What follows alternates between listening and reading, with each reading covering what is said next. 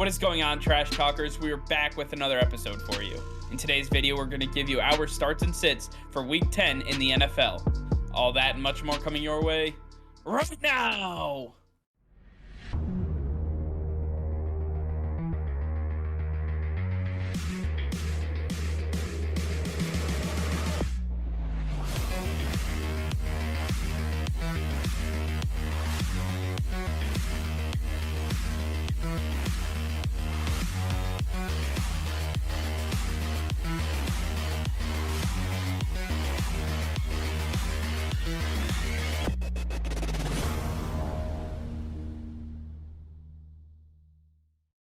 Hey Trash Talkers, over 85% of you are still not subscribed to the channel.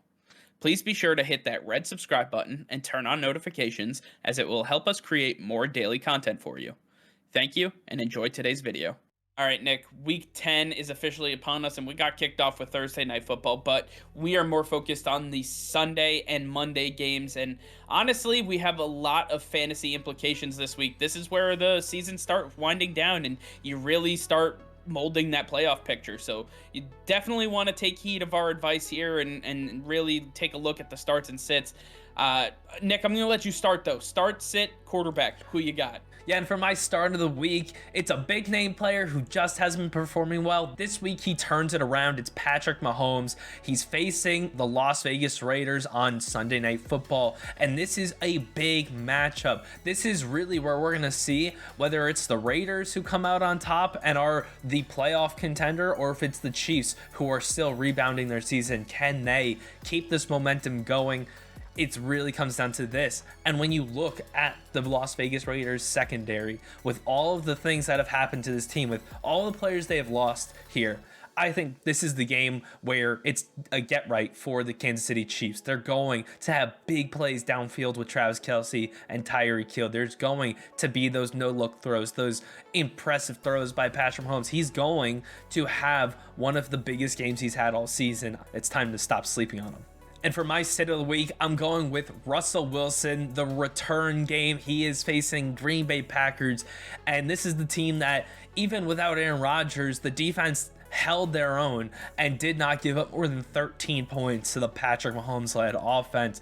This defense is much improved off of last year, and when you look at the Seattle Seahawks, the offensive line is bad and the pass rush for the Packers is strong. They are going to collide. Russell Wilson is going to have to knock the rust off. He's going to have to get used to it, and he's got to get used to being on the run all the time, and I think that's going to be a struggle.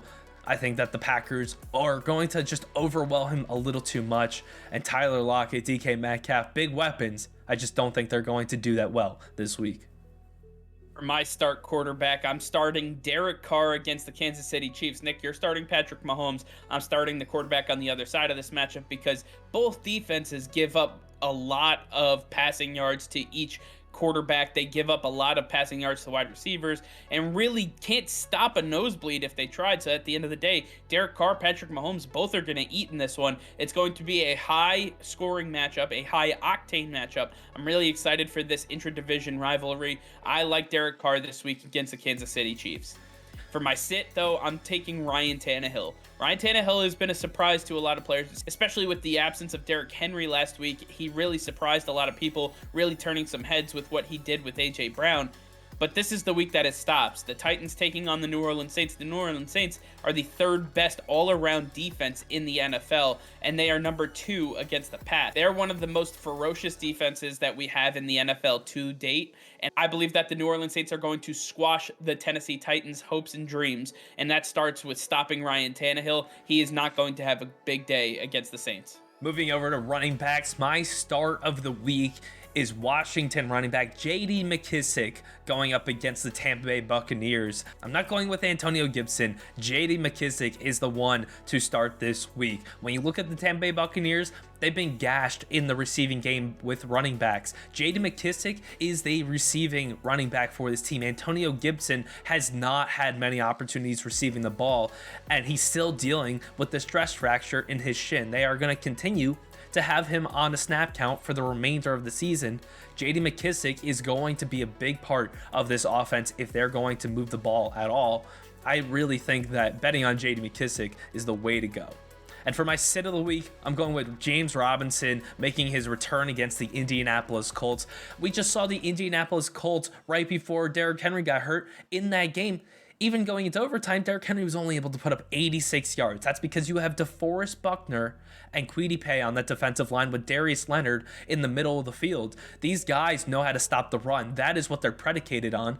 And James Robinson, he's not going to have any running lanes like he has had this season. James Robinson is working his way back from an injury. He's gonna have to figure it out, and this is not the defense to do that. James Robinson is not going to have a good game this week.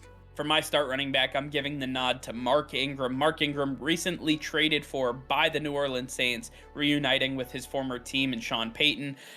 Mark Ingram is going to take over for Alvin Kamara, who looks like he's not going to be able to go today for these games. And Mark Ingram has really stepped up in his absence. If you saw last week, he really took the bull by the horns and really led this rushing attack in a great way. He knows this offense. He understands the nuances that they're looking for from their running backs. He's going to be able to put up a show. And on top of that, Mark Ingram is going to be heavily relied upon, especially with Trevor Siemian needing as much help as he can get. I like Mark Ingram in this matchup. I think that the Tennessee Titans will give up a lot of chunk yardage, and a lot of that will come from Mark Ingram. For my sit running back, I'm going to put a disclaimer on this one. This is any Browns running back not named Nick Chubb. If Nick Chubb is not playing, even if you have Chubb, you do not start any of his backups, because the New England Patriots have a top 5 rushing defense in the NFL, and they are going to take away that entire component from the Browns, especially if Nick Chubb isn't there. You're making their lives much easier. Now, I know a lot of you are thinking that Ernest Johnson has already done it. He's taken the reins and he's put up 120 plus yards and multiple touchdowns in his stead, but the problem is they didn't face the New England Patriots. He's not going to be able to do that this week. Even if Demetric Felton can play in this one, I'm not taking either one of these guys. You stay away from them as backups. Go find another one. I'm sure Mark Ingram is available on your waiver wire. Go pick him up as fast as you can, because any Browns running back not named Nick Chubb is not worth your time. And for the wide receivers, my start of the week is going to be Mike Williams going up against the Minnesota Vikings. When you look at the Vikings secondary, we just saw Lamar Jackson and Hollywood Brown absolutely ball out on them, and they can't handle big receivers like Mike Williams. They can't handle that size and speed, and he is going to be a massive weapon. He's the number 2 option. They have to be focused on Keenan Allen with whoever they have, but Cam Dantzler right now being their number 1 corner is not going to cut it. Now when you look at Mike Williams and who he's matched up against, it's incredible the difference in skill level, and he's going to be the big target. You know that Justin Herbert's going to look for those deep bombs. He wants that big play, and Mike Williams is that big play guy. I think that Mike Williams is going to have a massive game this week. And for my sit receiver of the week, I'm going with Jarvis Landry against the New England Patriots. Going right back, this New England defense is for real, and they are getting stronger and stronger and stronger as they play together. The chemistry between them is absolutely incredible. When you look at all the turnover that happened this offseason, it's surprising to see that a team like this was able to come together so quickly. But the Patriots defense is for real, and they're a big reason as to why they're having so much success. And the Browns, without Nick Chubb, are one-dimensional. Baker Mayfield has a bad shoulder and is not going to be able to throw the ball. Jarvis Landry has been struggling with fumbles and drops all year, and I think that Jarvis Landry is just going to continue to struggle against a defense like the New England Patriots. This is not the week to play him. For my start wide receiver, I'm going with an oldie but goodie, Hunter Renfro. Pairing him up with my start of Derek Carr, Hunter Renfro is the outlet guy that the Las Vegas Raiders need. They have their big play guy in Darren Waller. Deshaun Jackson is going to enter the fray, but Hunter Renfro is always looked upon to get them those yards that they need. Second and short, second and long, third and short. He is always the guy that Derek Carr looks to. He's always open. He's that Wes Welker, Julian Edelman type right in the middle of the field, always making the right plays, always getting open, finding the empty spot in the zone defense. He does a great job. I'm starting Hunter Renfro. I think he's going to be a great start for you this week. But for my sit, I'm going with a pretty big name here. DeAndre Hopkins. Now, this is only if he plays, but I'm still sitting him. And the fact remains that DeAndre Hopkins is going to be hobbled even if he's playing. And you are not going to start a hobbled DeAndre Hopkins when you have Christian Kirk, AJ Green, Rondale Moore, Zach Ertz, so many other receiving weapons on this offense. Kyler Murray does not have to force feed DeAndre Hopkins to be successful, especially against the Carolina Panthers, who we saw get torched by Mac Jones and company in the last week. Now they have to travel to Arizona for a 4 o'clock start. Not looking pretty for the Panthers. I'm not starting DeAndre Hopkins, and I don't think you guys should either. And finally, for the tight ends, my start tight end of the week is Noah Fant, going up against the Philadelphia Eagles. The Philadelphia Eagles defense has struggled this season, and the Broncos look better than ever coming off of a huge win over the Dallas Cowboys. Noah Fant is going to have a great matchup against the lackluster safeties and linebackers for the Philadelphia Eagles. Darius Slay's back there. Anthony Harris has been dealing with some injuries, and I just don't think that the rest of the team is capable of stopping such an athletic tight end like Noah Fant. And we know that him and Teddy Bridgewater have a connection. They've been hooking up all season when they're both out there, and I think that they're going to rekindle that when he comes back this week.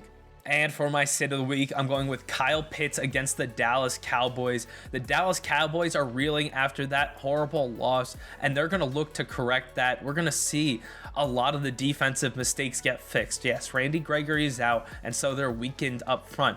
But Kyle Pitts still has to go up against the secondary in this linebacking core. That's not going to be easy. There is no Calvin Ridley. He is the number one option. And Cordero Patterson is going to be the better fantasy option this week than Kyle Pitts. Kyle Pitts is going to continue to struggle with so much spotlight still on him.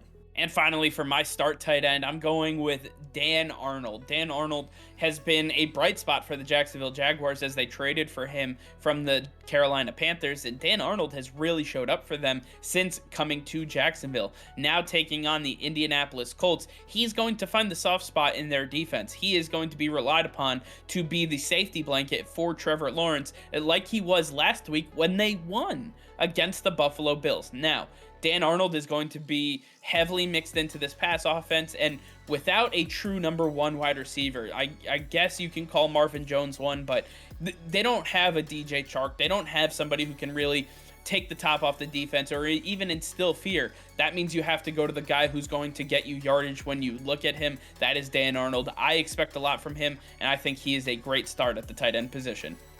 And for my sit, I'm going with George Brittle himself, going against the Los Angeles Rams.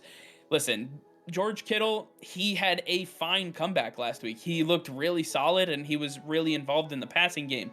But I think that was kind of a fluke, because at the end of the day, we need to see more from George Kittle. He needs to prove that he can do this and be a beacon of consistency moving forward. I don't accept one game to say, you know what, he's turned the tides, he's back to the player he once was. I need to see it for at least 2 games, if not 3, and I'm not willing to stake my fantasy season, my playoff spot right now on George Kittle, so I'm sitting him this week. All right, well, I want to hear from you guys. Let us know in the comments down below who you want to start and who you want to sit. Let us know if you have any questions. Feel free to hit us up either on Twitter or in the comments below. We'll be looking for you. All right, well, that's going to be all for now. Thank you all for watching. Be sure to like this video and subscribe to the channel if you haven't already. Hit that notification bell. We go live every single day. That'll be all. Peace and love.